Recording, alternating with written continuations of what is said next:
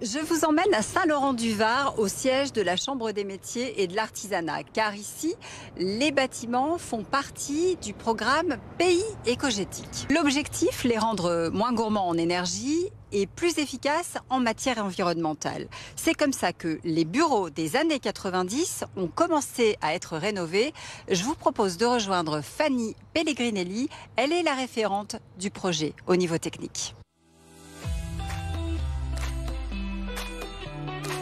On avait cette idée justement de faire de la rénovation énergétique dans ces locaux-là, qui sont des locaux principalement de bureaux, avec cette contrainte qu'on n'a pas la possibilité d'intervenir sur l'extérieur. On a donc agi sur les revêtements, principalement sur les revêtements des bureaux, avec de la peinture et de l'enduit écologique. C'est de l'argile, c'est de la peinture à la chaux, c'est de la peinture à la caséine, qui est donc la protéine du lait. On est vraiment allé chercher des matériaux sains, on va dire, pour la santé. Donc là, on est dans votre bureau, Fanny. Qu'est-ce qu'il y a exactement? Ça c'est pas de l'argile. C'est du liège expansé. Alors ça a une très bonne performance énergétique, une très bonne performance acoustique, et surtout ça a cet intérêt qu'on peut l'utiliser comme tableau pour accrocher des choses sans forcément endommager le revêtement. Et là, donc, ça c'était votre choix, c'est l'argile pailletée. Exactement, c'est ce qu'on appelle l'argile chargée. C'est que dedans, on a de l'argile classique qu'on va utiliser en revêtement. On va le charger.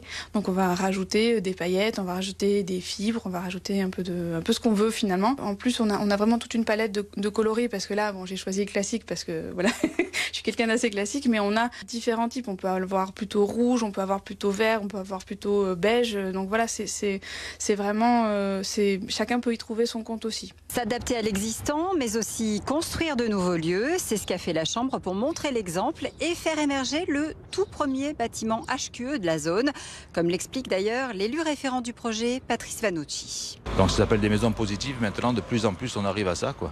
Mais donc pour nous, en tant que maçons et dans le bâtiment, ça change tout, quoi. Voilà, notre façon de construire, d'étudier le projet en amont avec les architectes. On rentre dans une ère, on va dire, économiser au maximum l'énergie et surtout l'environnement, quoi. Voilà. Alors entrons justement pour voir ce qui change. L'ascenseur qui économise les trajets, les volets automatisés qui s'ouvrent en fonction de la chaleur et de la lumière, tout a été réfléchi jusqu'à l'utilisation de l'eau à l'intérieur du bâtiment. Pour ça, direction le sous-sol. On a l'impression d'être dans la salle des machines, un peu dans le cœur du réacteur. L'eau qui est utilisée dans le réseau, c'est un réseau qui est séparé, on va dire, de l'eau de la nappe phréatique. C'est pour ça qu'on a des échangeurs où on va avoir le refroidissement de la nappe phréatique, parce que la température est relativement stable, qui va venir refroidir, en tout cas capter la chaleur du réseau en circuit fermé, qui va après redistribuer à travers le système d'aération. Du sol au plafond, tout est éco-pensé grâce aux panneaux photovoltaïques que les architectes des bâtiments de France ont exceptionnellement autorisés sur les toits de la Chambre. Une activité en plein essor car la prise de conscience est là, comme le confirme Damien Dubreux, il est co-gérant d'Agitois à Grasse. On constate depuis 2-3 ans et encore plus ces derniers mois une augmentation énorme en fait des demandes de nos clients de pouvoir économiser l'électricité, économiser l'énergie, améliorer l'isolation. Et en fait, on a des offres de plus en plus complètes. Quand avant on proposait juste de la rénovation de toiture, là maintenant on propose de la rénovation avec de l'isolation. On améliore les fenêtres de toit, leur propre étanchéité, et on vient proposer des solutions photovoltaïques en retravaillant après avec le client la manière dont il pourra utiliser l'électricité qu'il produit. On tient compte de l'état de la toiture, sa dimension, sa superficie, on tient compte des consommations du bâtiment, des équipements, le type de chauffage et qu'est-ce qu'il consomme pas.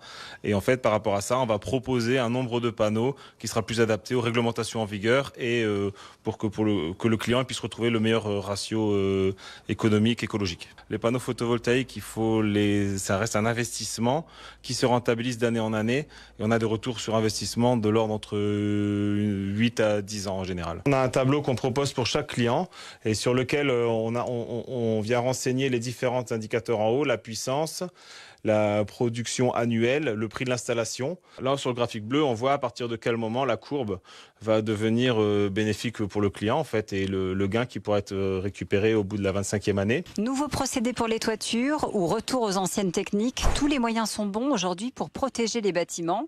Exemple avec la chaux qui revient en force. Un matériau naturel qu'emploie Laure Hermé, on la rejoint sur un chantier pour en découvrir toutes les propriétés.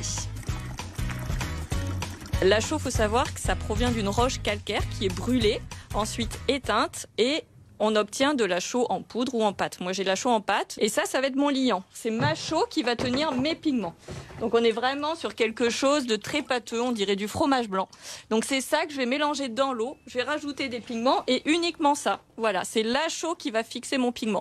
C'est ma recette, il m'a fallu ces pigments-là. Donc, j'ai de l'ocre jaune, de la sienne naturelle, de l'ombre naturelle et du blanc. Voilà. Il faut privilégier les pigments naturels, car autrement, dès que je fais appel à des oxydes, à des pigments qui vont être fabriqués de façon industrielle, ça se mélangera pas à la chaux. La nature fabrique les choses, il faut utiliser ce que la nature nous donne et fabrique pour parvenir à avoir de jolis effets le plus naturel possible. Et la chaux laisse respirer les supports. Donc ça va permettre d'évacuer l'eau de pluie quand il pleut sur des façades. Il faut que le mur y respire. Avec le ciment qui a été très à la mode, on a enfermé ces problèmes-là et ça a créé des désordres. Des soulèvements du coup en intérieur, si on avait mis du ciment en extérieur. Enfin voilà, donc aujourd'hui on revient sur des produits tels que la chaux parce que voilà, la bâtisse va être pérenne dans le temps. Donc là voilà. Donc on le passe de façon très généreuse. Vous voyez, c'est très liquide. Ça blanchit vraiment beaucoup la chaux. Donc plus il y a de chaux, plus ça blanchira. Voilà. Rénovation, restauration, bâtiments neufs aux nouvelles normes, les projets se multiplient, comme par exemple la base nautique d'Antibes ou le lycée Auguste Renoir de Cagnes, qui font aujourd'hui figure de référence sur le territoire.